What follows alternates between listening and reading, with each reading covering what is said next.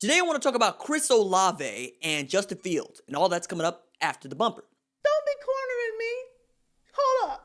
Time. You gotta help me with that corner shit.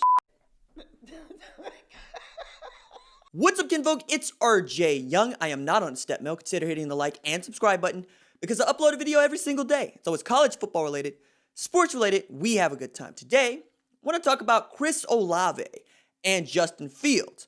Now, I want to start with Justin Fields because I wrote a 3,500 word story for FoxSports.com and made a video for Fox Sports about Justin Fields and why he chose to play in this 2020 season. I would very much appreciate it if you visit FoxSports.com and you click on the Justin Fields story. And if you go to CFB on Fox on the YouTubes, because you're already there, and watch the video that I made with Fox Sports about Justin Fields and why he chose to return.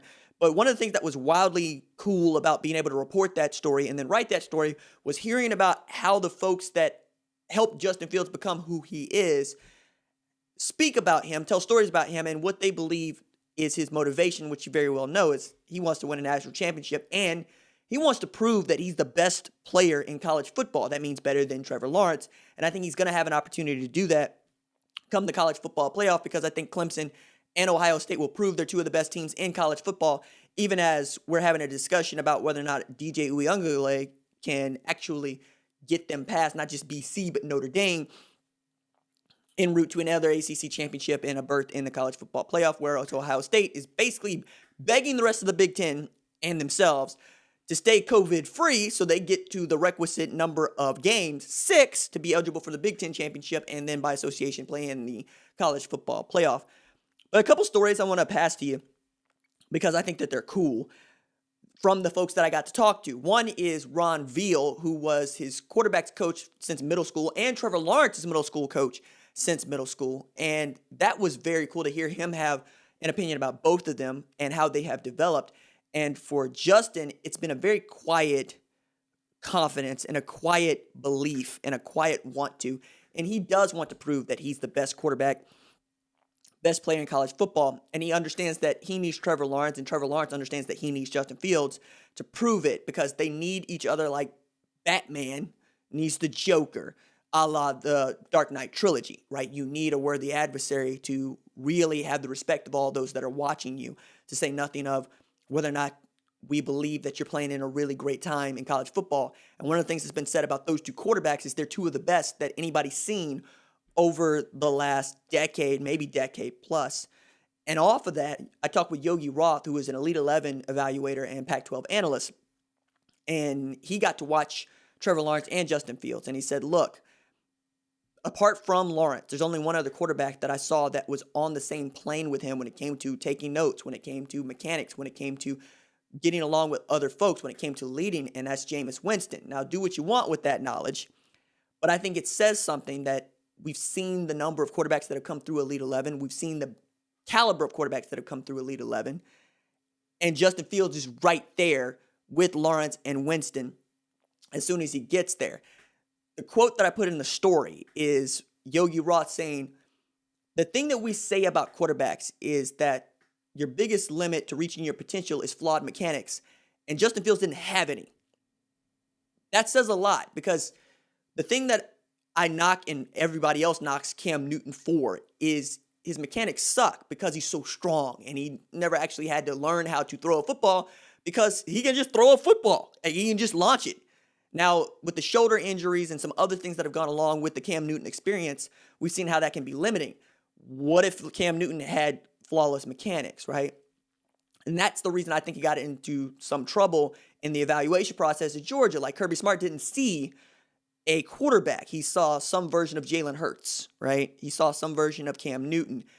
He ran the ball more often than he threw the ball at Georgia, 42 to 39 times. Meanwhile, Jake Fromm threw the ball over 300 times and rushed the ball just 41 times. You can understand how if you're not going to get a chance to win the job and you're being used in a way that is not allowing you to reach your full potential, you want to transfer to Ohio State. So he gets to Ohio State, goes for 3,200 yards, 41 touchdowns, 3 interceptions. The last pass he throws in 2019 is a slip and fall to Chris Olave, who we're going to get to. That pass is, intercepted. Clemson wins that game, goes plays the national championship. But when I got to talk to Avant, his dad, I learned some really cool stories, a number of which are in that feature that you should go read on foxsports.com. But the one that I love the most is how Avant just kind of felt like Justin Fields was like every other boy, which is to say that he wasn't like a preternatural talent, like a prodigy. He just thought he was, doing what boys do. And one of the things he thought the boys do is, when you're 4 or 5 years old, you play catch with your dad. Like you got that hand-eye coordination, you can catch the ball, you can throw the ball. Avant tried to do that with another boy, and he hit the boy in the face with the ball. And, Miles was upset because she felt like he was trying to hurt him, and he wasn't trying to hurt him. He just thought that the boy ought to be able to catch it because his boy could catch it. And I really love that because there's a level of humility there as a parent that I just don't get to see very often, especially with a child as talented as Justin Fields. Remember, this is a dude that could have played Major League Baseball and still could, right? Like, if he doesn't enroll early at Georgia, he's getting drafted, and he's probably going to sign for a substantial signing bonus, give them 30 days, and then go play ball at Georgia. He's also the first number 1 overall recruit that ESPN ranked that ever committed and signed with Georgia. And now we're to this space where he's gone 20 of 21 for 276 with 2 touchdowns against Nebraska. But in there, he threw passes to Chris Olave and Garrett Wilson, both reached over 100 yards receiving in that game. But Olave left the game in the third quarter after, an injury. And the question was, after 6 catches, 104 yards, is he going to be ready to play against Penn State on Saturday night on ABC in their game of the week? We didn't know, right? Ryan Day was going, we'll see how it goes. But right now, he's okay. Like, he's not going to lose. We're not going to lose him for the season. And he's traveling with the team to Happy Valley, which is a good sign. I would expect to see him out there. And then when Garrett Wilson was asked about him, he said, I would be shocked if he's not playing.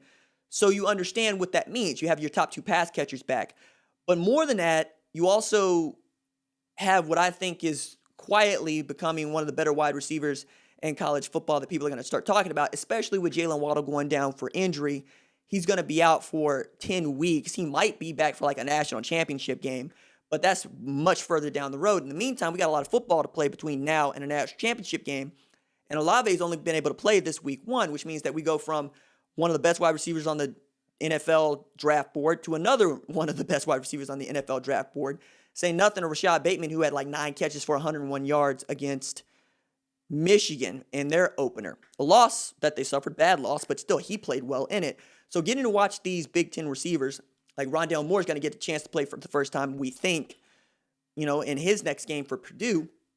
I'm excited. I also want to see what other players get an opportunity to get some run, because like if you don't feel like Chris Olave can go, Jackson Smith in Jigba 100% has shown you that he's that dude. It was interesting to talk about that Ohio State freshman receiving corps during the offseason because they're so talented, but also because the wide receiving corps on the depth chart already is so talented. I mentioned Olave, I mentioned Wilson, but now with Jackson Smith and Jigba, along with Julian Fleming, right? Along with G. Scott, you had a bunch of dudes that could be number 1 wide receivers on almost any team in the country, who are going to play a lot of special teams because they're just that deep at wideout. Shout out to Brian Hartline, who's gone from being an outstanding wide receiver at Ohio State to an outstanding wide receivers coach at Ohio State. I think that if and when he plays, he's going to be beneficial to the offense, but for Ohio State, you need to show that you can run the football. You need to show that you can run the football well against the Penn State defense that actually did a really good job against Indiana in their loss. And if you look at that game in its totality, it's a game that Penn State should have never lost. And they're still a good football team. So I'm expecting to see a good football game between number 3 Ohio State and number 18 Penn State. Check out the story on Fox Sports. Check out my video about Justin Fields on CFB on Fox. I'm lurking in the comments over there too. And I appreciate all of y'all that have watched this channel for the last 3+ years and have been with me on this journey. All right, that's it for me. Deuces.